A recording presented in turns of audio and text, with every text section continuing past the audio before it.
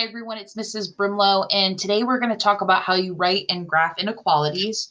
So if you could turn to pages 5 and 7 in your packet, you're going to find these notes. Now I'm going to be honest with you, I don't have the actual packet in front of me, so I might have them in the wrong order, but I have the same pages as you. So if you could just make sure you're on the right page following along with me. So we're going to start with writing inequalities, and then we're going to move into graphing. So once again, inequalities are statements where you're making comparisons, and we have 4 different signs that we're going to run into. And we need to know how to identify them on our number lines. So if you have a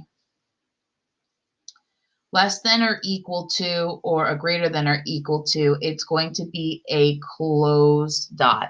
The equal to means it's included, so we fill it in to show that that number is included in our inequality. So we have closed. If it's less than or greater than, it's an open circle, meaning that number is not included in your inequality statement. Okay, so I would just write that. I'm going to just draw a little squiggle to separate them. So I would just write this in the corner of your paper so you have it as a reference. However, you should also have this information on the first page of your packet. So we're going to do a couple of problems together on this page, and then we're going to talk about graphing them. All right, so let's start with problem number 1. So the first thing I need to figure out is, where is my circle? So I see I have a circle here at 4, okay? So I'm going to write 4 on the opposite side of the line. Now, I need to decide, is it open or closed? So looking at this compared to number 3, where this is white in the middle and this is filled in with blue, this is going to tell me, or I'm going to assume that this is including or a closed circle. So that means it's going to be equal to. So I have to just figure out, is it less than or greater than? So when I look at the direction of the arrow, I notice it's pointing towards the left, and I notice that all of these values included in this inequality are less than 4. So this is going to be x is less than or equal to 4. And we write this as equal to because it's including 4 by being a closed circle, okay? Let's actually try number 3 underneath. So we always start with our variable. You can use any variable you want. I like to stick with x.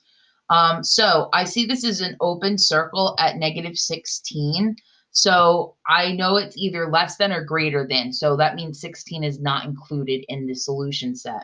So I just need to decide what sign to use. So I notice this is pointing to the right and that all of these values are getting bigger and that they are bigger than -16. So that means x or is greater than -16. Therefore, any number I substitute in for x has to be one of these values that's greater than -16 to make this true, okay? Now, if you could switch to the graphing page, once again, it's either page 5 or 7 in your packet. Let's talk about now how you graph them. We're still going to use those same rules, open circle, closed circle. So once again, if it's less than or equal to or greater than or equal to, it's going to be a closed circle. If it's less than or greater than, it's going to be an open circle, okay? All right, so that's always the first thing to decide. So my first one is -2. So I'm going to go ahead and just draw a circle, and I'll decide if I have to fill it in or not in a minute. So I noticed the little line underneath, meaning equal to. So this is going to be a closed circle, meaning we're including -2 in our solution set. And it says x is greater than or equal to -2. So basically any number I substitute in for x should be greater than -2. If I point my arrow to the left, these values are getting smaller, so it won't make the statement true. So that means my arrow must be pointing this way. Okay. And as you saw in a previous video, when you have your inequality set up as VIN, variable inequality symbol number, the arrow is going to point in the direction that you see for your inequality symbol, okay?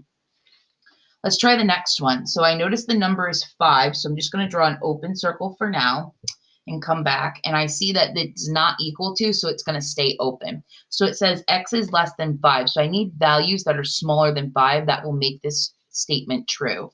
So if I draw my arrow to the left, these numbers are getting smaller, so that would satisfy this statement, this inequality statement. So that's the way my arrow is going to point.